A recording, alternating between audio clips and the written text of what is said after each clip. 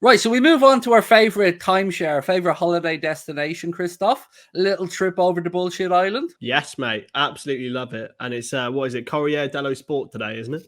Oh, we've got a choice, Chris. We've got a choice. Ooh. We've been spoiled today. So let's start off with our friends at Corriere dello Sport, as you've said. And Dave put out a report today that said Liverpool are plotting a £102 million double transfer bid for Matthijs de Ligt and Adrien Rabiot. We're not though, lads, are we? Even if you chop that fee in half, I wouldn't be tempted. Not a chance. And I also saw today that aren't Bayern going for de Ligt as well. So maybe it's a negotiation tactic from that side of things. But yeah, firstly, as the guys on Mundo know, like I absolutely despise Rabiot. Like there's nothing good about him. He's taken a paycheck from club to club and has never put in a good performance in his life. And de Ligt, I don't think actually fits our system of centre backs, and we've got 4 class ones anyway. So yeah, it's just all bollocks. I'm not. De Ligt is a tough one. Like obviously, we're not interested in any of them. They're not coming, but I wouldn't go as far as writing off de Ligt yet. And I'm not saying anybody here has, but what I would say, Paddy, is he hasn't really pushed on from his Ajax days since going to Juventus. Yeah, I would agree. I don't think he's a world beater at all. I think he's overrated.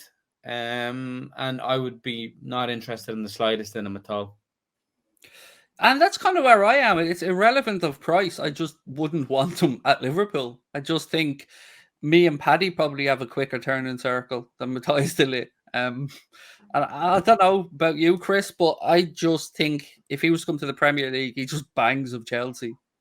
He does. He absolutely does. And I think he'd work well in the back three in comparison because of that pace.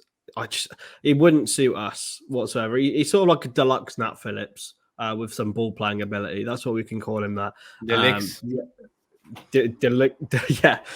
yeah. So not for me. Nowhere near Anfield, please. I don't know where they plucked this nonsense from, and I don't know why people give it the time of day to post it. Like it's been in the Echo, it's been in Paisley Gates, it's been in a few other places as well. Look. Did they just have names in a hat, Paddy, and they just throw them on the table and then pull a club out? Because that's what it feels like. There's a bit of bingo or something going on. No, 100%. That's what some of these people do. Literally, they just say, let's do this for the sake of clicks. It's what they do. It's what they do to sell shit. So I would never take my news from papers or anything like that. You know, I remember the last time I kind of followed shit like that was in 2011. I was on holiday with my family, and I, when you're on, the phones weren't as big then. Team Talk. Oh, you're gonna say Team Talk, aren't you? No, I had to like pay like €2 to use a computer in the hotel lobby. And I remember those days. Yeah, this is Chris, you could fucking do with them now. I remember looking at the links, and at the time it was Connor Wickham was heavily linked, and there was also a guy. What was his name? He ended up going to Newcastle, a French guy we were linked with heavily in 2011. He ended up going to Newcastle. What was his fucking name? Oh, God, it's going to wreck me head. I'm just going to go.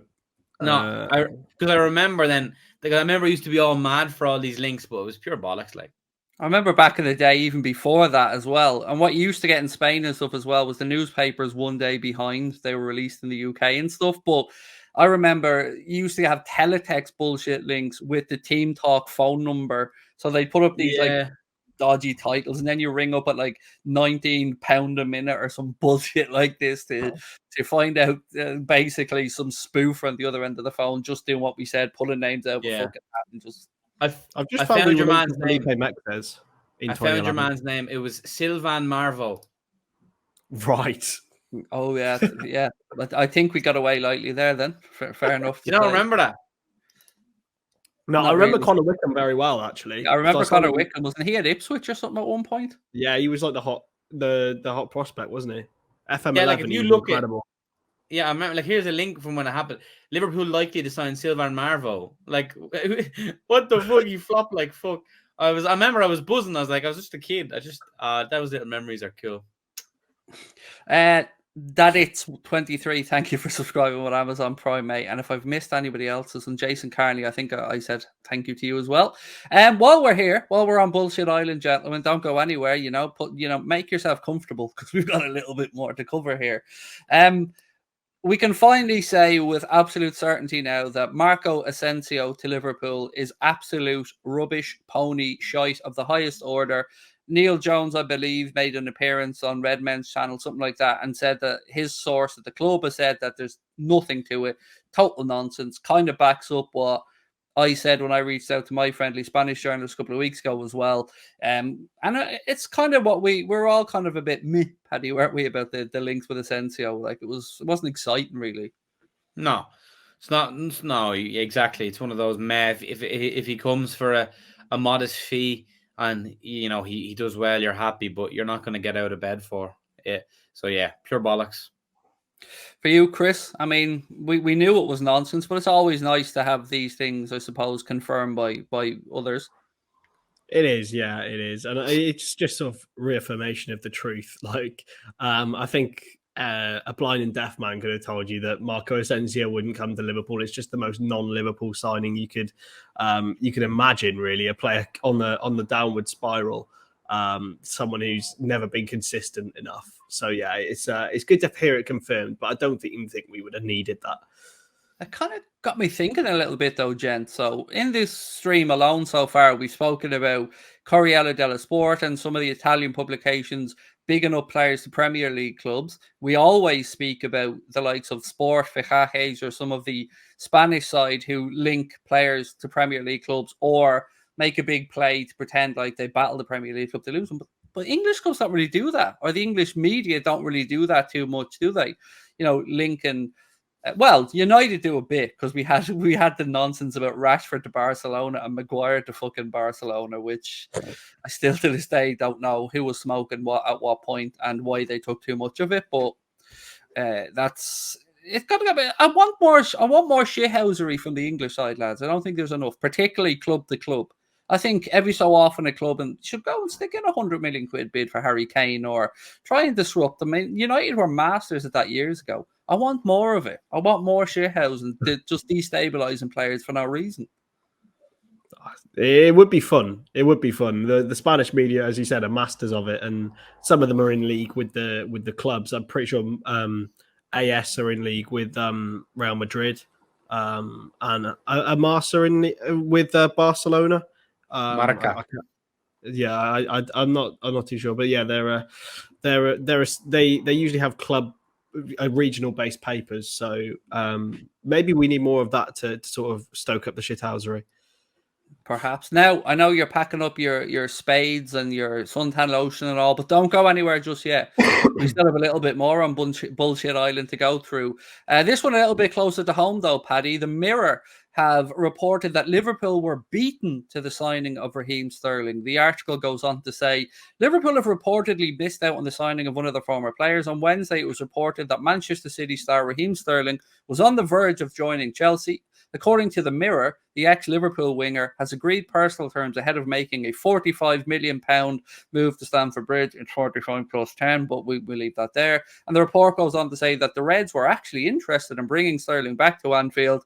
However, they were beaten to the signing by Chelsea.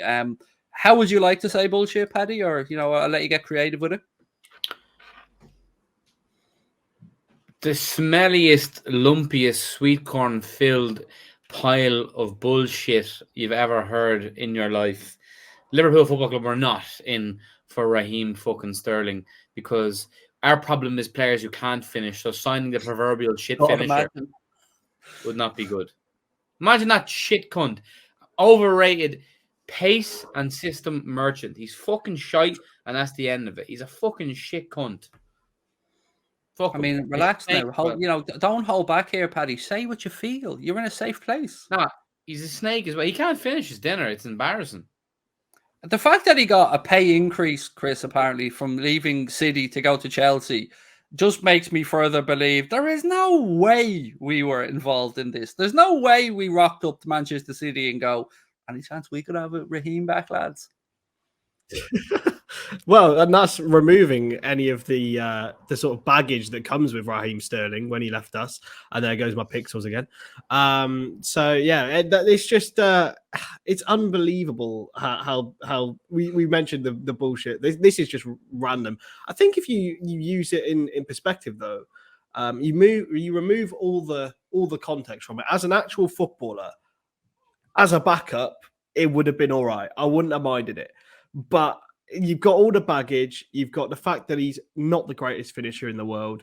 It's just waffle. And Chelsea need a winger, and I think he'll do well there. To be honest, I just think there is a younger, potentially better version of him at Arsenal, and if we were to look for somebody to come in, I know Kevin Campbell has said today on in the last day or two on one of the Arsenal shows, I can't remember which one it was. It wasn't AFTV, but he was on somewhere and he spoke about the fact that Arsenal just won't be selling Saka in this window, which is understandable to be fair. But I mean, Paddy, if we were to look for somebody of that mold, I'd much prefer us looking at Saka than Raheem Sterling.